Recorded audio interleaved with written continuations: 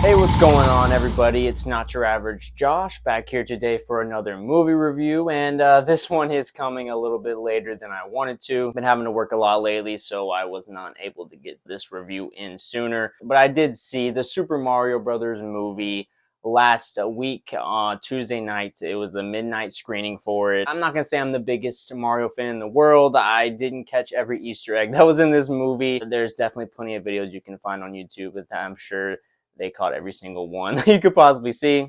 But I am I'd say, a middle of the pack fan, I guess you'd say. I know a lot of the bigger references, of course, with Mario, and I was just looking forward to having a really fun time with this movie. But before I do get into the bulk of this review, I do want to say hit that like button, also leave a comment. I appreciate any feedback, any thoughts on this movie or anything else. You can also hit that subscribe button if this is your first time watching any of my videos, or if you're a returning viewer, any support for this channel is very much appreciated. You can also follow me on TikTok, and you can add me on Snapchat, where I will post content similar to this. But for the most part, my content will be here on this YouTube channel, Not Your Average Josh.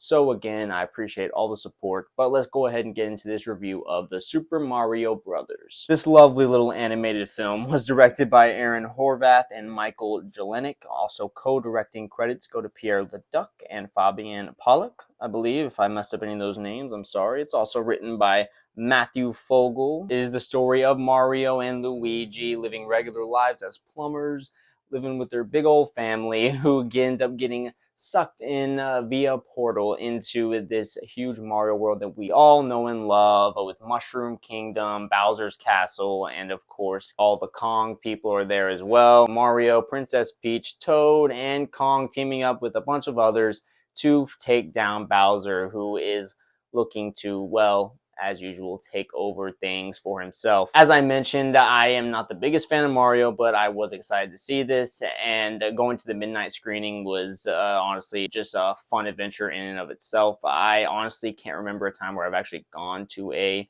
midnight screening, so it was just fun to be there, to see all the fans, people dressed up as Mario and Luigi. It really reminds you of course, the cheesy line, but why they make movies, man. But it really does. I mean, it's really just fun to see true fans coming out and expressing themselves in that way. Of course, the big thing going into this movie, one of the big things that people were talking about was Chris Pratt as Mario. And I will say, I've seen this twice now.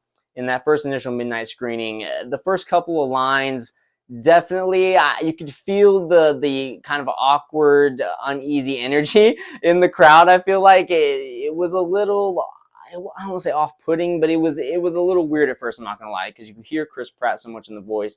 But I will say, legitimately, after those few first lines, I didn't even think about it, to be honest. Like, Chris Pratt did a really good job of doing his own version of the voice that felt like Mario, but again, just his version. It didn't feel out of bounds or anything like, oh my god, they shouldn't have casted him for this. I do get where some people are coming from, where they would have liked an Italian actor to be Mario, but honestly, my whole viewpoint on anything like that, it's all acting. And at some point, it's going to be a slippery slope if you say each specific role has to have a certain person in there. Well, then what's the point of acting anyway? It's supposed to be you're playing someone different than you are. And I get sometimes there can be levels where it gets a little disrespectful.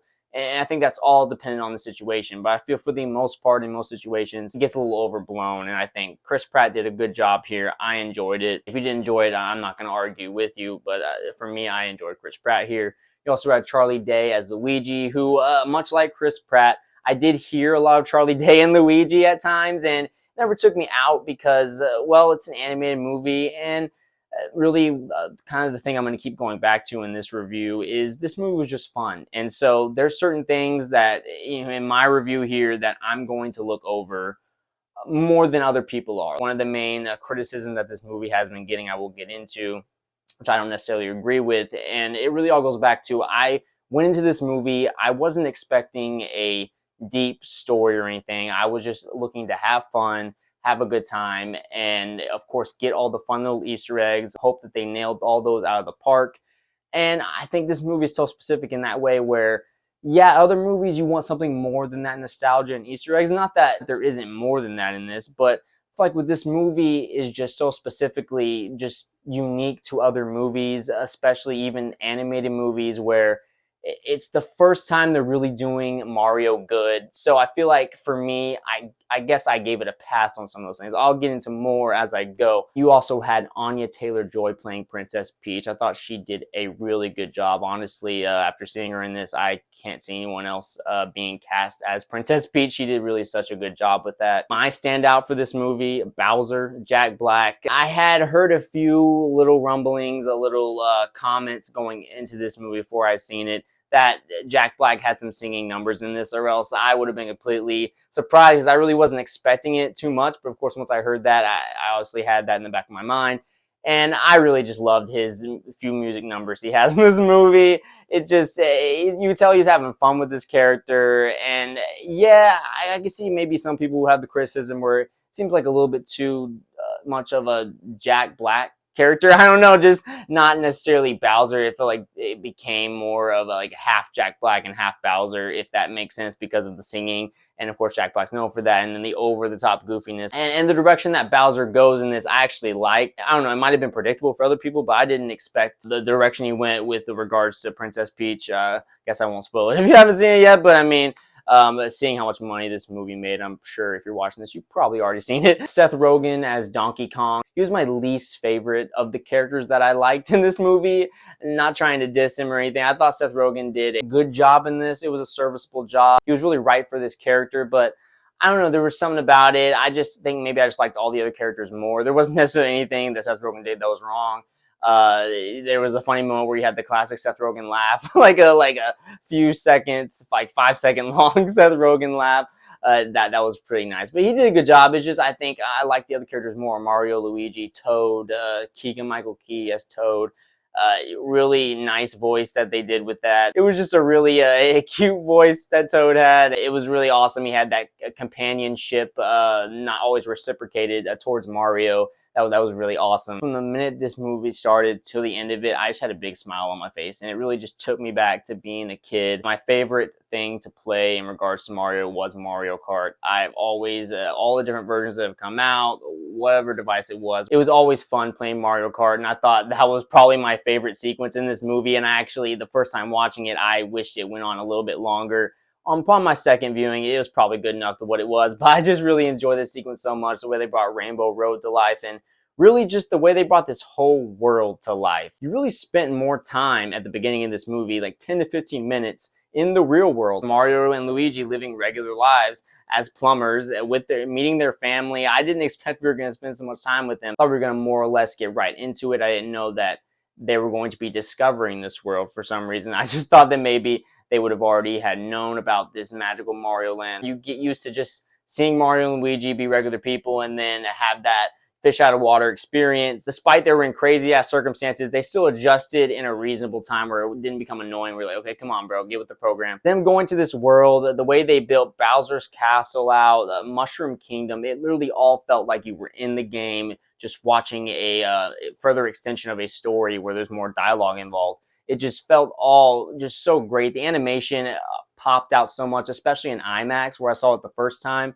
The sound and the look, it immerses you in this movie. And that's why I had such a blast the first time watching this movie. And really, as you're going through this story, I guess I'll go ahead and comment. The main criticism I've been hearing from this, really why a lot of people have not had an overall positive rating with this movie, is because of the storyline. That they say it's too thin, that there's not a lot there, and there could have been more. And while I do agree with that, yes, it is a very thin storyline. For me, I wasn't expecting it to be anything more. Like, I wasn't expecting there to be some deep story that you could pull from, that I wasn't expecting that was going to blow me away. I was really here for what I got, and I got what I expected. And that's why I think I pulled it in a more positive light, I guess, than a lot of the critics. You look at the audience rating, it's very high up there. I guess I'm more in line with the audience on this one, but I just had a blast with this one. And in terms of the story, yeah, really in the end, it's just Bowser trying to go basically kidnap Princess Peach for his own reasons, and then Mario having to team up with everybody else, Donkey Kong, and then Luigi also being in peril for most of this movie. You had a very similar storyline to what you'd see in the games, and honestly, that's just what I was expecting, so I had a good time with it. And I thought it did a good job of being a story that kids could follow and that adults could follow well also.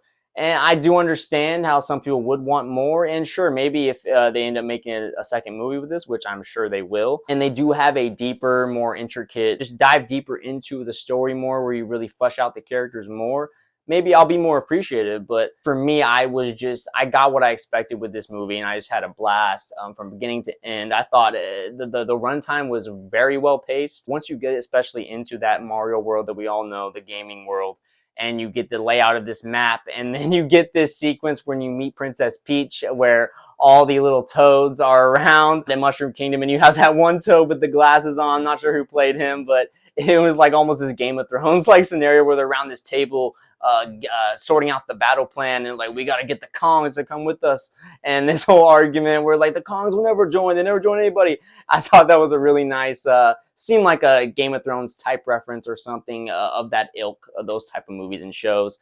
And I thought there's a lot of little fun moments like that in this, along with, of course, just the stuff that we're very familiar with. And they're going through obstacles, and you have a whole training sequence where Mario basically does exactly that, going through a lot of the same thing. You have the Venus flytrap popping out.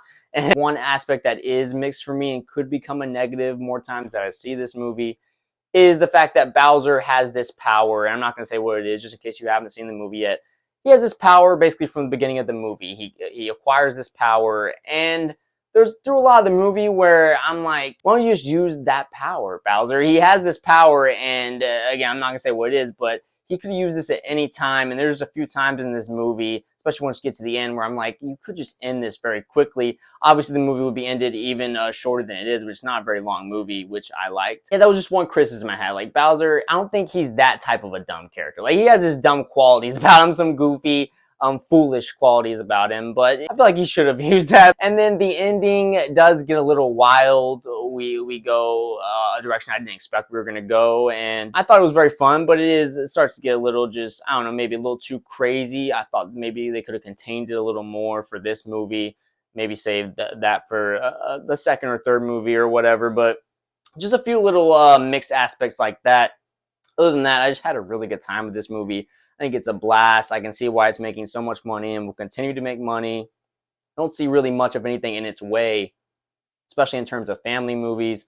You know, there's other movies coming out this month, but this is really the main thing, I think, that is still going to draw kids to come back and see this movie. The second screening I went to see this, there was more kids in the crowd, and they all seemed to be enjoying it pretty well. I just had a really good time with this. I'm definitely more in line with the audience on this one. But that is my main thoughts. I'm going to give the Super Mario Brothers movie a 9 out of 10. Such a fun time at the movies. Just gave me exactly what I wanted. Felt like I was a kid again, and in the end, that's all I asked for with this movie. But what did you guys think? Were you actually disappointed in this movie? Did you like it like me? Maybe you even liked it even more. It's one of your favorite movies ever. Are you more in the middle? What do you think? Leave a comment. Also, leave a like. And you can hit that subscribe button as well. If this is your first time watching any of my videos, or if you're a returning viewer as well, any support is very much appreciated. You can also follow me on TikTok and add me on Snapchat, where I will post content similar to this. But for the most part, my content will be here on this YouTube channel, Not Your Average Josh. So again, I appreciate all the support. Be looking for more videos very soon, and I will talk to you guys later.